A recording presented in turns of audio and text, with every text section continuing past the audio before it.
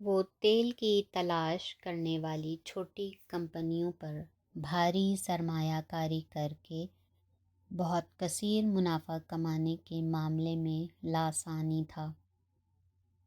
اس کے پاس وسائل کی بہتات تھی اور منافع کی خوشبو اسے دور سے ہی آ جاتی تھی۔ خرم یوں منہ چلانے لگا جیسے منہ میں کوئی مزیدار ٹافی آ گئی ہو۔ کوئی بات مزے کا خیز لگی ہے تمہیں؟ رابن نے چڑھ کر پوچھا۔ ہاں، میں سوچ رہا تھا موریسن خود بھی ایک لٹیرا ہے نا؟ اور تم اسے لوٹ رہے ہو۔ مجھے اس معرکے کے نتیجے میں دلچسپی ہے۔ اب جمع کا سیغہ استعمال کرو، ہم اسے لوٹنے والے ہیں۔ رابن نے خشک لہجے میں کہا۔ اب ہم پارٹنر ہیں، یہ بات ہمیشہ یاد رکھا کرو۔ موریسن اس وقت کہاں ہے؟ وہ کب سامنے آئے گا؟ وہ اس وقت سفر میں ہے۔ ٹلہیٹی، بوگین،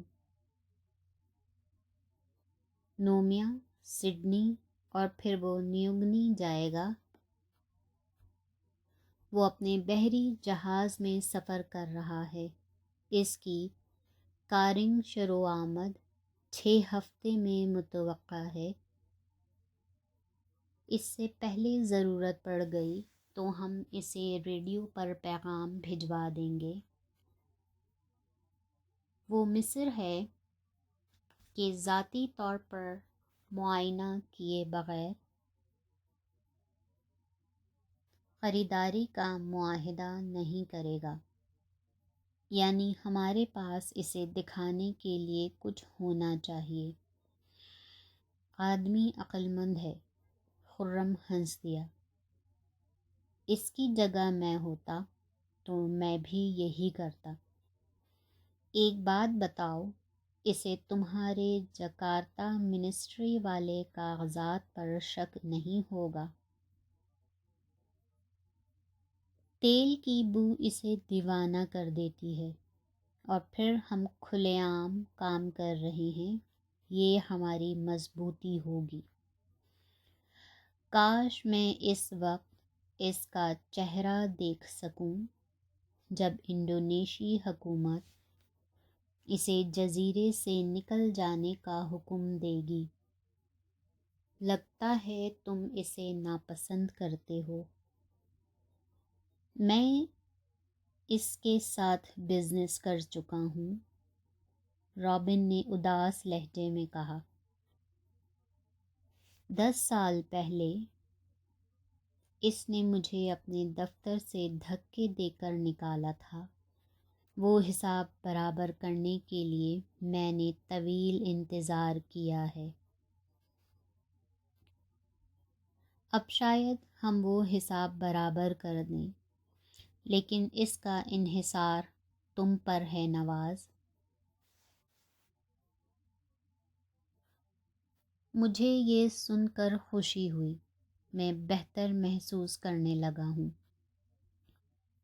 رابن نے اسے سرد نگاہوں سے دیکھا اور میز پر رکھا ہوا ریوالور اٹھا لیا اور اسے انگلیوں میں نچانے لگا۔ تم نے اپنے پتے بہت اچھی طرح کھیلے خرم، اس نے سرسری انداز میں کہا۔ میں اس بات پر تم سے چڑھ نہیں رہا ہوں، لیکن زیادہ اونچا اڑنے کی کوشش نہ کرنا،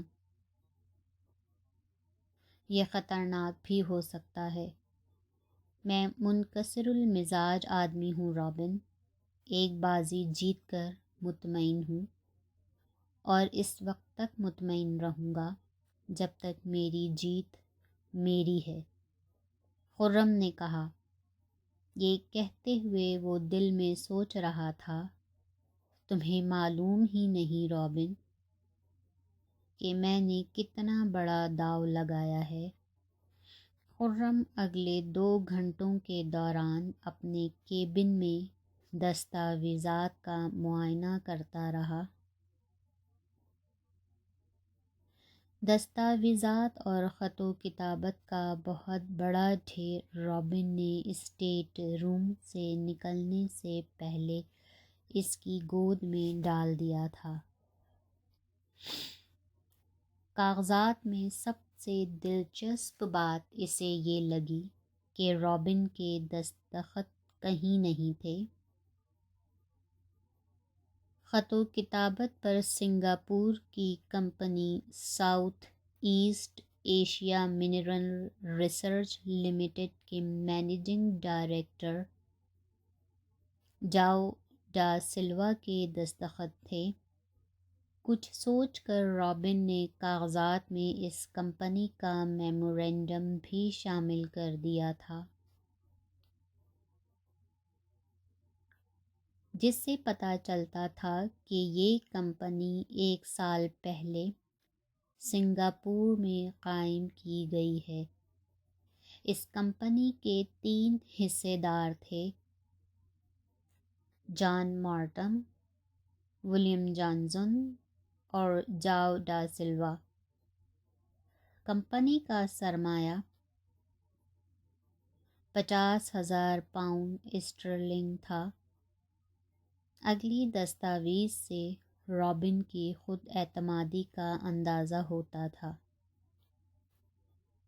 یہ پتہ بھی چلتا تھا کہ وہ اس معاملے کو جلد از جلد نپٹانے کے لیے کتنا بے تاب ہے۔ وہ ساؤتھ ایشیا منرل ریسرچ اور اسکاٹ موریسن انٹرپرائزز کے درمیان فروخت کا معاہدہ تھا۔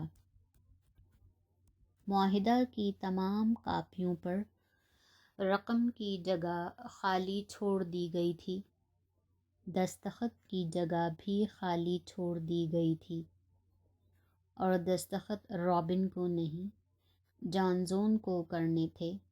اس معاہدے کی آخری شق سب سے زیادہ اہم تھی۔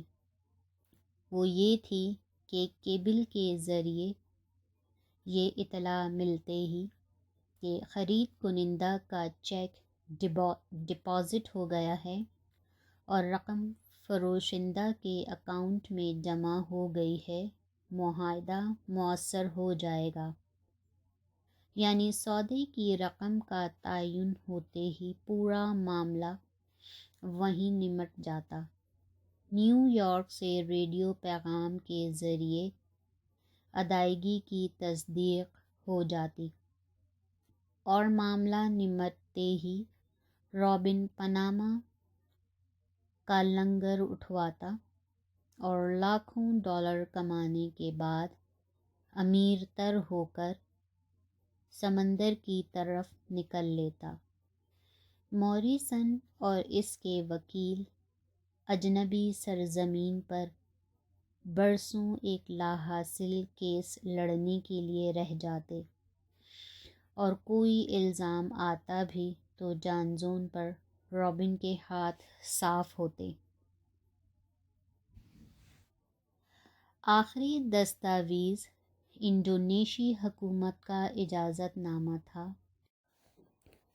آخری دستاویز انڈونیشی حکومت کا اجازت نامہ تھا۔ وہ 15 صفحات پر مشتمل دستاویز تھی جو ملاوی زبان میں تھی، ساتھ میں مستند انگریزی ترجمہ بھی تھا۔ دستاویز کے اصل ہونے میں کوئی شک و شبے کی گنجائش نہیں تھی۔ مسئلہ نفس مضمون کا تھا، اور دستاویز کے آخر میں ثبت دستخط کا نفس مضمون بہت مبہم تھا۔ دوسری بات یہ کہ کوئی بھی ایسا افسر جس کی فائلوں تک رسائی ہو بآسانی ایسی دستاویز تیار کر کے تمام ضروری سرکاری مہریں لگا سکتا ہے، لیکن اگر اس کے پاس اتھارٹی ہی نہ ہو تو وہ مہریں اور دستخط بیکار تھے۔ ان کی اہمیت صرف دستخط کرنے والے کے تئیں ہی کچھ ہو سکتی تھی، اور وہ دستاویز جس شخص کے ہاتھ بیچی جاتی وہ کاغذ کے ایک بیکار پرزے پر آئل کمپنی تعمیر کر رہا ہوتا۔ خرم رابن کی چالاکی اور عیاری کو سراہے بغیر نہ رہ سکا۔ وہ واقعی لٹیرا تھا، جرأت مند اور نڈر۔ اپنے جیسے دوسرے لوگوں کی طرح اس کے لیے پرتشدد انجام کی توقع کی جا سکتی تھی، یعنی پشت میں گولی۔ تیل کا کنواں سامنے آنے تک خرم محفوظ تھا، اس لیے کہ اس کی ضرورت موجود تھی۔ اس کے بعد نہ صرف اس کا وجود غیر ضروری ہوگا بلکہ رابن کے لیے ایک چلتا پھرتا خطرہ اور منافع میں بلا وجہ کا حصے دار ہوگا، اور وہ ایک جزیرے پر یکو تنہا ہوگا، بے یار و مددگار۔ باہر کی دنیا سے اس کا واحد رابطہ رابن کا جہاز پاناما ہوگا۔ اس کے جینے مرنے کی کسی کو پرواہ نہیں ہوگی۔ ابھی وہ اس تلخ حقیقت کو حلق سے اتار ہی رہا تھا کہ کیبن کا دروازہ کھلا اور نیلم اندر داخل ہوئی۔ اس نے آہستگی سے دروازہ بند کیا اور لاک بھی کر دیا۔ پھر وہ اس کے بستر کے پاس آ کھڑی ہوئی۔ اس کا رنگ فک ہو رہا تھا، ہاتھ کپ کپا رہے تھے۔ وہ اس پر برس پڑی۔ اس کی آواز خوف اور غصے سے لرز رہی تھی۔ تم نے ایسا کیوں کیا خرم؟ کچھ بھی ہوا اور تمہیں کچھ معلوم بھی تھا؟ تمہیں اسے اپنے تک رکھنا چاہیے تھا۔ خدا کی پناہ، اس کی آنکھیں غصے اور بے بسی کے آنسوؤں سے بھر گئیں۔ تمہاری حماقتوں کی کوئی حد بھی ہے؟ تم نہیں جانتے کہ وہ کس طرح کا آدمی ہے۔ وہ تمہاری جیبیں ہیروں سے بھر دے گا لیکن تمہیں معاف کبھی نہیں کرے گا۔ وہ بہت کینہ پرور آدمی ہے، انتظار کرے گا، کرتا رہے گا، اور جس دن بھی موقع ملے گا تمہاری پسلیوں میں چاقو اتار کر یوں گھمائے گا کہ تم رحم کے لیے چیختے رہو گے، لیکن وہ تم پر رحم نہیں کرے گا۔ تم نے میری بات کیوں نہیں سنی؟ کیوں نہیں سنی؟ کیوں کیوں کیوں؟ خدایا، خرم نے سرگوشی میں کہا، تو تمہیں میری پرواہ ہے۔ وہ بیڈ سے اٹھا اور اس نے نیلم کو اپنی باہوں میں سمیٹ لیا۔ وہ بھی ننھے سے بچے کی طرح اس سے لپٹ گئی۔ چلو سویٹ ہارٹ، اگر رونے سے کوئی فائدہ ہو سکتا ہے تو رو لو، لیکن رابن جیسے موٹے مینڈک کو ہاتھی بنانے کی کوشش نہ کرو۔ وہ ہمارا کچھ نہیں بگاڑ سکتا، بس ہم میں اس کا سامنا کرنے کا حوصلہ ہونا چاہیے۔ اور تم تو ویسے بھی ایک بہادر قوم سے تعلق رکھتی ہو۔ وہ پھر برہم ہو گئی۔ تم اسے نہیں جانتے، میں جانتی ہوں۔ دیکھو ادھر۔ اس نے اپنی قمیص کے پچھلے بٹن کھولے اور اپنے کندھے اس کے سامنے کر دیے۔ خرم کو شاک لگا۔ اس کے بدن پر لمبے لمبے نیل پڑے تھے۔ یہ یقینی تھا کہ اسے ہنٹر سے مارا گیا ہے۔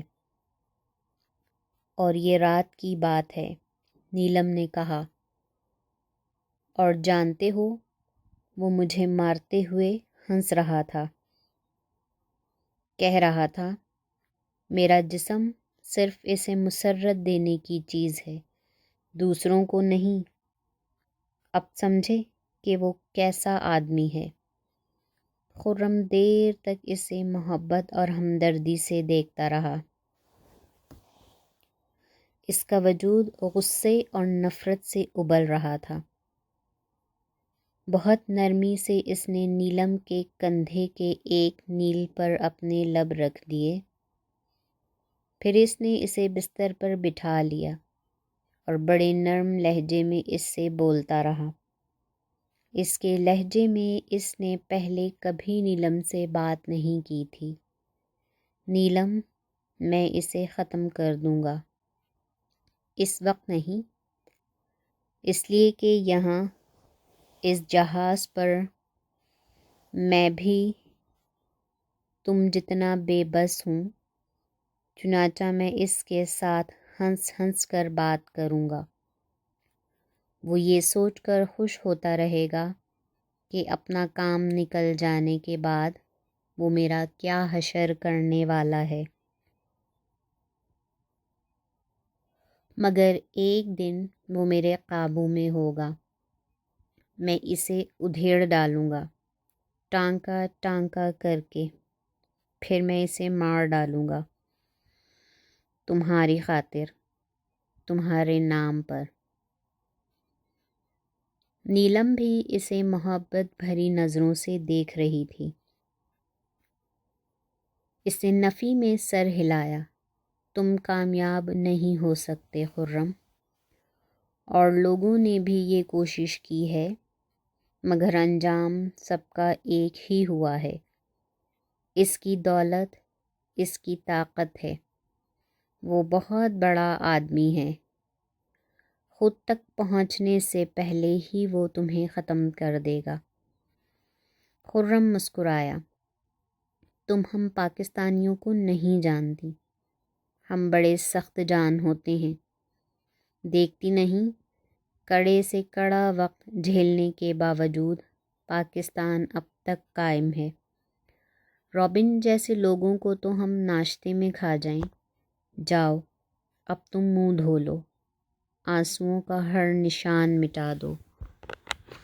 وہ واپس آئی تو اس کا چہرہ پہلے جیسا تھا، نقاب جیسا، بے مہر،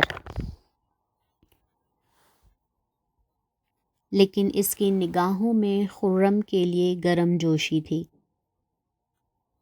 اس نے دروازہ کھول کر راہداری کا جائزہ لیا، پھر اس نے نیلم کو اشارہ کیا کہ راستہ صاف ہے۔ اس کے جانے کے بعد اس نے دروازہ بند کیا۔ اس کی خوشبو اس کے کیبن میں چکرا رہی تھی، اس کے کپڑوں میں بس گئی تھی، لیکن اسے کوئی پرواہ نہیں تھی۔ وہ بیڈ پر لیٹا، کیپٹن راکا کے لائٹر کو دیکھتے ہوئے رابن کو قتل کرنے کا تصور کرتا رہا۔ کھانے کے بعد ڈیوٹی اسٹاف کے علاوہ باقی سب لوگ شدید گرمی سے بچ